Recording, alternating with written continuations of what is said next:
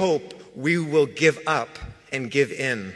But I want to tell you this, we are only growing in numbers. We are only growing in moral clarity. We are growing in urgency and growing in power. The only thing we feel more than heartbroken and horrified and enraged is determined like never before. I am so honored to be here tonight as one of hundreds of thousands of anti-Zionist Jews. We refuse to stand by silently as Israel inflicts unimaginable violence against the 2.3 million people of Gaza who have been under blockade since 2007, the majority of whom are already refugees from the Nakba. As Israel murders thousands of Gazan children, elders, journalists, poets, parents, doctors, teachers, entire families, so many still trapped under the rubble, so many starving, so many ill with no medical care. We grieve every single life, a whole world. And it is from this grief that we denounce 75 years of Israeli apartheid and occupation that created the conditions for this crisis. With our whole beings, we reject Zionism itself as a racist and colonial ideology. We will not be used as a moral cover for the oppression of Palestinian people, not in our names.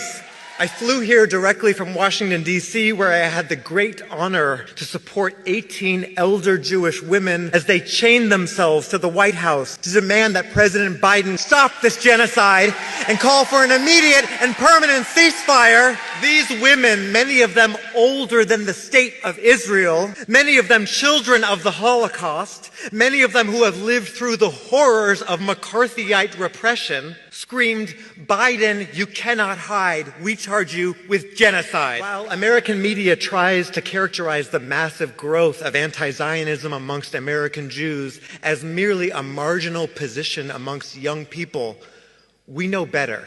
It is not a generational rift. It is an intergenerational legacy. Our movement elders have taught us that it is either all of us or none of us, that everyone deserves the chance to be a kid, and everyone deserves the chance to grow old. And for that reason, from our hearts and from our souls, we reject Zionism. Because it has been used as the premise for over 75 years of Palestinian dispossession, exile, and death. Because it tries desperately to conflate Judaism with Zionism, when Judaism is our thousands-year-old rich tradition and Israel is a 75-year-old settler colonial apartheid state.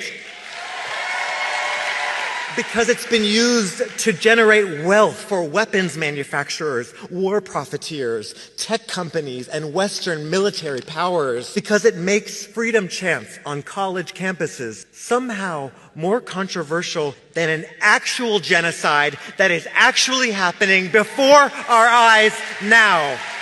Because it has been used to stoke Islamophobia, to criminalize dissent, to break apart social justice movements with false and cynical accusations of anti-Semitism, positioning Palestinian people and Jewish people of Arab descent on the opposite sides of a colonial regime, instead of as neighbors who have lived together for generations. Because it has been used as a tool for British imperialism in Palestine, and as a false solution to centuries of European anti-Semitic violence, of European fascism that Palestinians have nothing to do with and should not have to pay for. Because if you really care about Jewish safety and about anti-Semitism, you would fight fascism, and you would fight white supremacy, and you would fight austerity, and you would fight militarism. You would not fight Palestinians. Because we use the word genocide on purpose. Not only because Israel's acts meet the legal definition of the crime of genocide, but because we know what genocide is,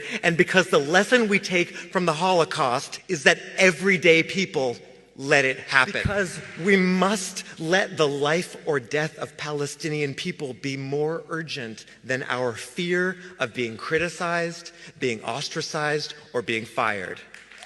Because history will judge us by what we do and what we do not do now. Your silence will haunt you. The Israeli government wants the public to believe that they speak on behalf of all Jews. But here's the truth. We have organized the largest demonstrations of Jewish people in solidarity with Palestinian freedom in history.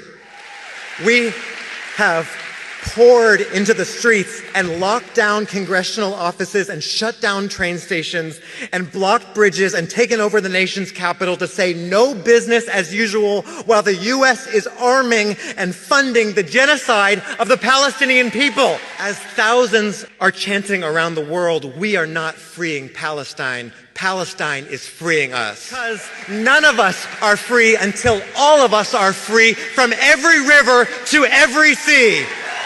Thank you. Thank you.